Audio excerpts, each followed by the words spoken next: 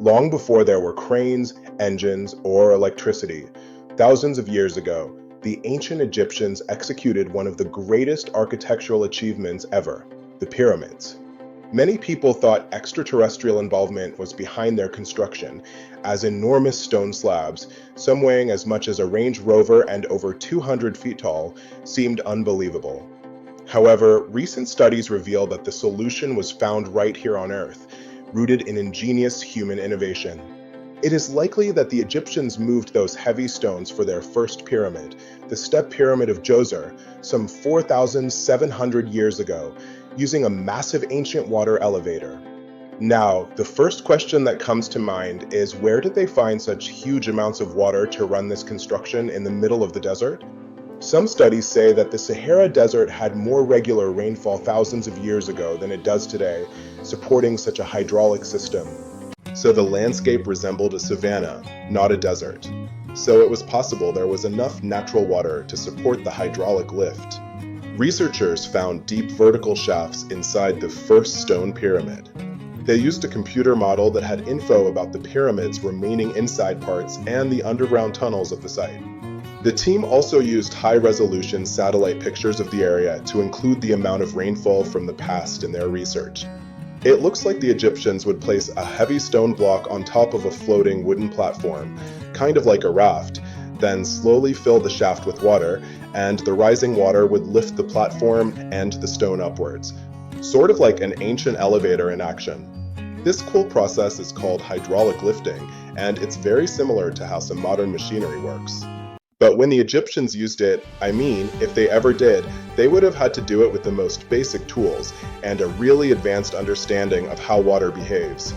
They would have to carefully control the amount of water added to each shaft to raise the stone blocks gradually and stop at the desired level to move the stones into place. The scientists now want to find out if it was the first major system of this kind, or if someone had used it before the Egyptians. Now, not all archaeologists fully agree with this idea.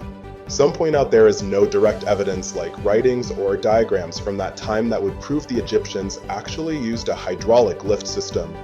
Whether or not they actually used this exact method, one thing is clear: the people who built the Step Pyramid were geniuses in their own right.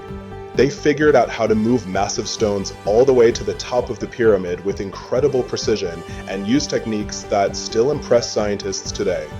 West of the pyramid, archaeologists found some evidence of a human-made lake or reservoir. They believe the Egyptians may have created this temporary lake and used channels or canals to move the water toward the pyramid. The pyramid itself may have been surrounded by a moat that helped direct water into these vertical shafts. There's even an enormous stone structure nearby which could have acted like a dam. It stored and filtered water in the amounts they needed. In fact, scientists have discovered that 31 pyramids are likely to have been built along a long-lost ancient branch of the River Nile. It is now hidden under desert and farmland. For many years, archaeologists have thought that ancient Egyptians must have used a nearby waterway to transport materials, equipment, people, and whatever else they needed to build the pyramids on the river.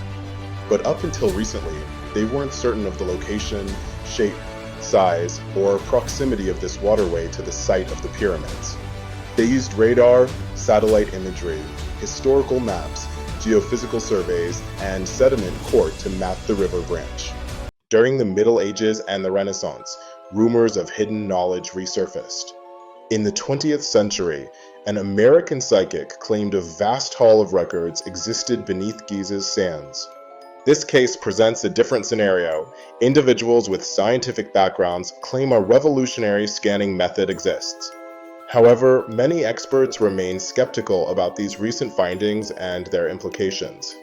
To this day, no one has independently tested this new technology. They often base reconstructions on imaginative guesses rather than concrete evidence. These claims simply do not align with existing archaeological knowledge. Unless there is peer-reviewed proof, a lost city remains just a theory. If you've enjoyed this exploration, please like and share the video now. Click the subscribe button and press the bell icon for more mysteries.